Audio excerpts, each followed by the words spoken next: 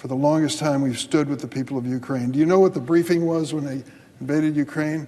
They called the senators down, and the intelligence agency says, let me tell you what's going to happen when finally Putin pulls the trigger and invades Ukraine.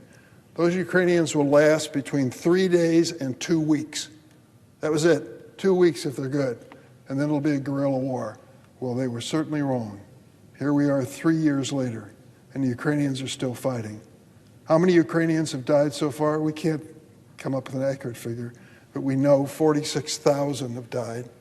46,000 have died fighting Putin, who invaded their country.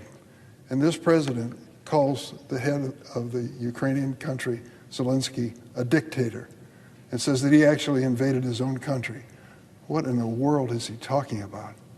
These people have been fighting to the death. Millions have been displaced. And they have been standing up for the values that we cherish in this country. To walk away from them and to subject their leader to what we saw last Friday in the Oval Office is disgusting, humiliating, below the dignity of the United States. I stand behind Ukraine. Maybe that's why I'm wearing this tie today. I stand behind Ukraine because I believe those people are fighting for the very values that we treasure. And they stood by the United States and they've said thank you many, many times to me and to others. We need to stand behind NATO and Ukraine and stand for the values that are important. Hitching our star to Vladimir Putin is a fool's errand. It is a disaster waiting to happen.